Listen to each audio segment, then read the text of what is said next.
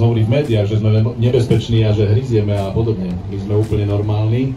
Tak chcem vás poprosiť, poďte k nám, spravíme si potom naozaj spoločnú fotku, nechaj v tom progresívnom Slovensku a v Bratislave vidia, že tie mítingy sú plné slušných ľudí a nie je pravda to, čo sa potom píše, že sa stretli nejakí extrémisti alebo ľudia, ktorí majú snahu vyvolávať nejaké násilie. Takže ďakujem pekne.